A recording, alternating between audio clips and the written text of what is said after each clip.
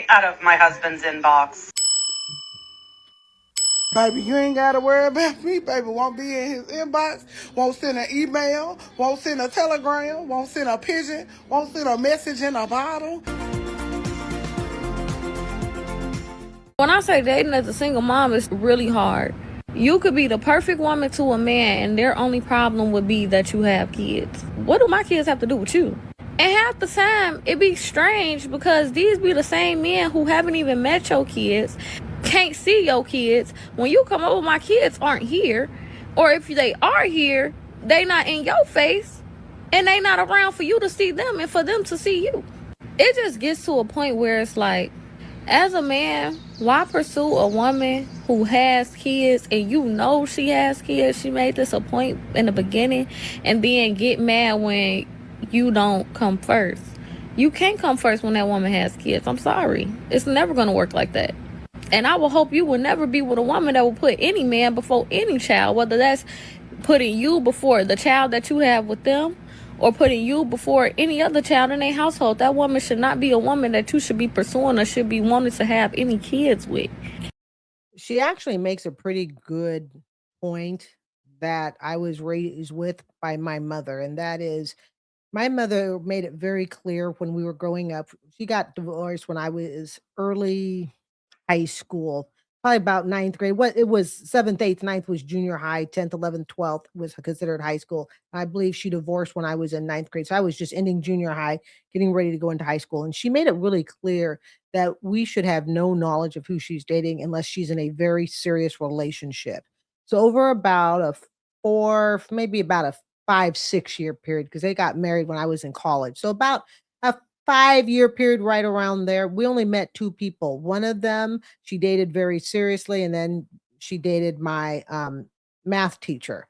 So and they my mom and my stepdad, the math teacher, are now they're my late parents. They passed away. That was all we were ever introduced to. She didn't have men coming in and out the door and all of that stuff. And I feel so bad for kids that have to deal with that because that is lousy parenting. Your kids should not know every single person you're dating and who you're interested in, okay, who you're kicking it with. Your kids don't need to know that. And that's just the way I was raised. It should be as invisible to them, okay? Kids just should not know. So I actually have to agree with her in that regards that, you know what, the kids should not be seeing you. I absolutely agree with that. And then when you hear that, sometimes you will automatically assume this man don't have kids of his own, clearly. And most of the time, if not all the time, some of these men be having kids. They be having kids of their own. So you left your child's mother to go be a single mom, and she got somebody else over there raising your kids, but you complaining about having to raise somebody else's kids that they ain't even asked you to raise. And that should be a red flag, ladies, especially those ladies that have multiple kids by different men. Okay. He's already got a kid from one woman, and now he wants to date you, and he may leave you with some, and then he's going to go date somebody else. I'm not here to tell people how to live their life morally. I mean, I'm certainly ain't no moral halo either. I'm sure I'm going to have some things to answer for. All right. So I'm certainly not, suggesting that my life has been a perfect dating scene. But what I will say is if you look at someone's track record and you're already single mom that is broke. It's not being the single mom. It's a single mom that's broke. Be a single mom. I've even known women that chose not to have father figures. And I'm not going to get into that, because that's none of my business. That's their personal life. But I've known very financially successful women that chose simply they didn't want to deal with the guys. They went in vitro fertilization, and their kids are now grown. So I've only known like a couple of people. It's not like I have a whole line of people, but that's not the crowd that I'm talking about.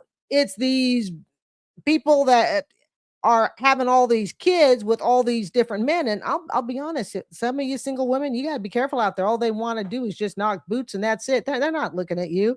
They're not. And I'm sorry, a lot of these women, okay, you lack education, you lack job skills, you lack speaking skills, and I'm willing to bet that for the majority of the part, the men that you're dating lack the exact same thing. It's kind of like, a couple of magnets attract.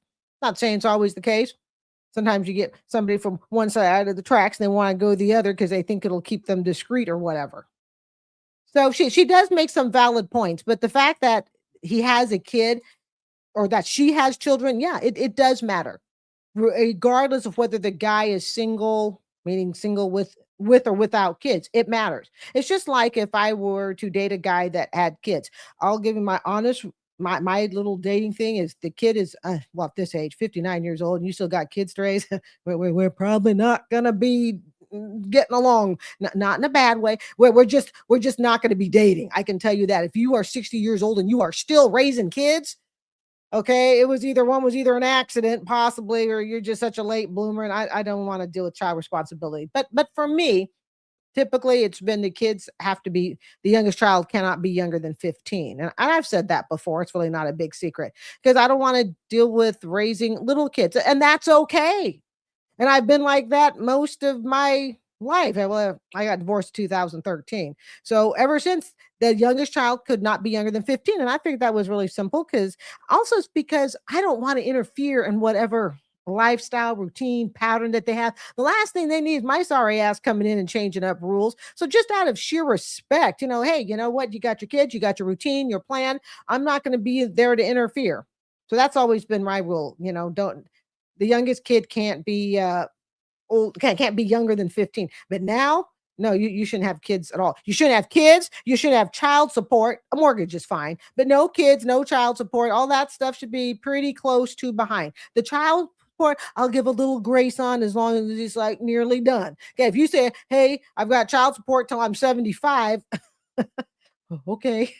I feel like that'll be a bigger conversation for when it starts getting serious, like we getting married and all this thing. Yeah, some responsibilities may get put on you. You should be a father that stepped up, just like the same way it'll be if it was a woman. She's the woman that stepped up at this point, so she's gonna have some responsibilities as a wife. You're gonna have some responsibilities as a husband to do for the kids. It's that simple.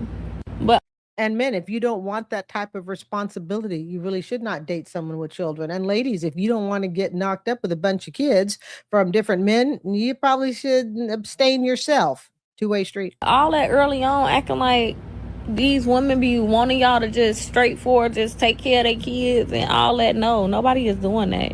At least I wouldn't do no like that. You not watching my kids. You not sitting with my kids by yourself. I don't want my kids to see you. I don't want you to see them. It's no reason for y'all to even have any type of interactions. I don't know. Just stop pursuing single moms if you can't take that they have kids. If you can't take that they have kids, stop pursuing them. Stop letting it get so deep to the point where you love this lady, you think she perfect, you think she everything, but your only concern with her is that she has kids. Of the far right who has fled the United States to Canada, and I need help. The situation in Canada is absolutely dire. For Americans who don't know, the housing crisis here is worse than in the United States. I lived in LA for 6 years, and I have not faced rent as bad as here. When my partner, our cat, and our dog fled the United States, we headed north with the goal of being close to where our families are located, which is on the West Coast. So we are now in British Columbia. We are attempting to find housing. My partner and I are here on a visitor visa, which is a 6 months possible stay for Americans. But while you're here on a visitor visa, you can't work. So we are currently surviving off of what savings we could get together before we fled. Okay, let's stop for a second. They're using the word fled. We fled the United States. I don't think they've really have talked to people who have fled countries because of religious persecution, because of war. And for those who don't know, a refugee is someone who is fleeing because of religious persecution and war. They are not refugees just because the economy wasn't great and they're trying to make it somewhere else. That just simply makes them an immigrant for the most part, in the simple basic terms. So, quote, they fled the United States. They had no time to earn money because things are so bad in the United States. They had to flee with their backpacks, the clothes on their back, and call it done. Sure. Okay. the United States, and that's not terribly much. And in Canada, I think it's actually the cost of living crisis is worse here, especially when you are shut out of the healthcare system, when you can't access any of the resources that Canadians have access to. And that's understandable. I'm not a citizen of the country, but it is making the financial situation dire because we can't work there. And they didn't know that before they fled the United States. They didn't go, hey, you know what? Before we pack up and go north of the border, let us see what the medical and health situation is. Let us see how long we're going to be able to have a work visa. No, they didn't do that. This is why I call two idiots. Matter of fact, the U.S. is probably better without their presence. There are two adults, a cat and a dog. We are looking for more than a room, but a 1-bedroom, 2-bedroom for free or below market rates. And I know that's a huge ask, but that's what we need. Canadians have been asking where I'm located and what I need because y'all are such lovely human beings. I'm trying to find a way to get us housing. You two are a bunch of idiots. Oh my God. Okay. So they flee the United States. They go to Canada and they say, put us up for free. Oh, we just know that's a huge ask. No, that's not a huge ask. That's just pure stupidity. You deserve to be locked on the other side of the border. I mean, really, imagine the entitlement family, the entitlement. Holy cow. Canadians, we need a house. If you do charge us something, it's got to be way below market value because, you know, we broke asses and we got nothing. So please give us free housing. Holy Canada, do not be this dumb. And I know this channel reaches Canada. Do not be this dumb. I know YouTube is in Canada. 1-bedroom, 2-bedroom, let us know. We can pay rent, but it would probably have to be below market rate.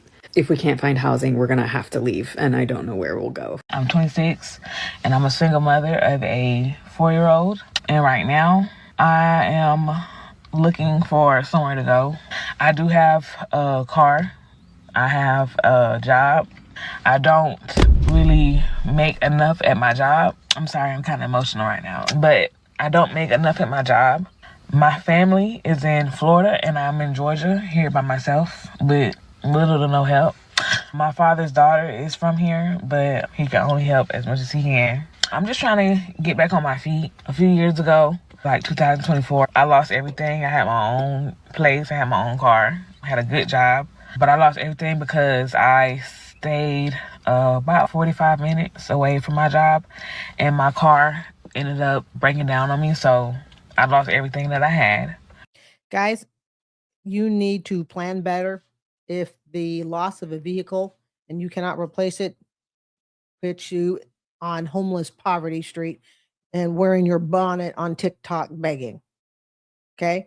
If the loss of a car, and meaning you can't even go to the dealership and get another one. Yeah, I understand the terms may not be all that great, but work with me. You can't even do that. How many times we heard, I lost my one car. That was it. Life is over. No buses, no Ubers, no taxis, no nothing. I cannot get to work. And she's in Georgia and the family's in Florida. We ain't that far away because, you know, I'm here in Tampa. I can drive to Georgia, Carolina, really, you know, in a day. But it makes me always think, why don't you move in with family? Because family would probably be tired of you. And we got to remember, folks, that just because you have family as far as the genetic tree, okay, don't forget to include adopted kids because I'm adopted. We are part of that genetic tree, very much so. So, but just because that family tree, you don't know all the ins and outs as to why family doesn't help. They have their reasons. Usually it's because they see someone who is not working that hard. They see someone who has made continual bad decisions. There is someone who has sucked up all the kindness and goodness. So here she is on her bonnet begging on TikTok. So for the past few years, I've been trying to just get myself back together, and it's been really hard. My daughter's 4, so, you know, for her to be able to have a sitter or anything, she has to go to daycare, and daycare is a lot. I just got a job in April. Before that, I had been having a hard time trying to find a job, especially with me not having a sitter. I need help. Me and my daughter has been bouncing around from home to home. I want to go to a hotel, but it costs way more than I make every month. an extended stay hotel. And I work a part-time job, and sometimes I don't get to go to work because I don't have a sitter for my daughter. At this point, I am desperate for help.